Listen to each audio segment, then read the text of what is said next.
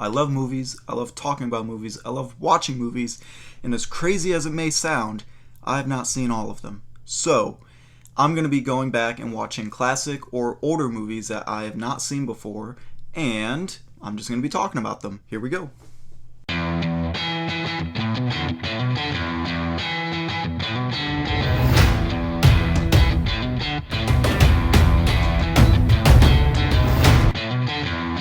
So, One Flew Over the Cuckoo's Nest starring Jack Nicholson. I can't make this up, I've had this movie on my Netflix queue for well over a year, and I just never have gotten around to it. But I finally sat down and watched it, and what did I think about it? Well, let's find out. One Flew Over the Cuckoo's Nest was made in 1975, it's an American drama, and it was directed by Milos Forman. It was adapted from a novel of the same name from 1962, written by Ken Kesey. The film stars Jack Nicholson as a new patient being thrown into the mental institution. It has a supporting cast of Lois Fletcher, Doc Brown himself, Christopher Lloyd, and Frank Reynolds from Always Sunny, Danny DeVito. If you go and research some of the top films ever made, One Flew Over the Cuckoo's Nest you're going to see on most of those lists. And for good reason. It is a good movie. I really enjoyed watching it, and I hate that I didn't see it sooner. I wanted to watch this movie again right after watching it, and the movie's almost 2.5 hours long, but it made me not think about the time. It actually benefited from being a longer movie. Some movies drag out and you can cut some of the fat out, and some movies need more time, but this one was perfect. It was a perfect amount of time. I didn't even look at my watch when watching this. Another recent movie that did that was Wolf of Wall Street. Wolf of Wall Street was almost 3 hours long, but the pacing of the movie, you don't even look at your watch. The same thing happened with this movie. This movie was the second movie in Oscar history to win all 5 major awards. Those awards being Best Picture, Best Director, Best Screenplay, Best Lead Actor, and Best Lead Actress.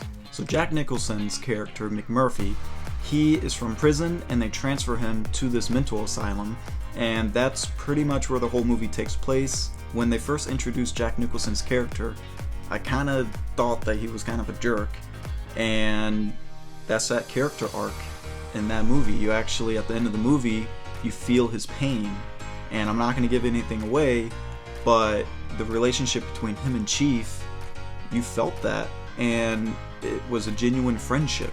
I love watching movies and TV shows that deal with mental health or take place in hospitals or asylums. It's very interesting to me, and so this movie, I don't know why I didn't see it earlier, because it has everything that I like. It has Jack Nicholson, I love him.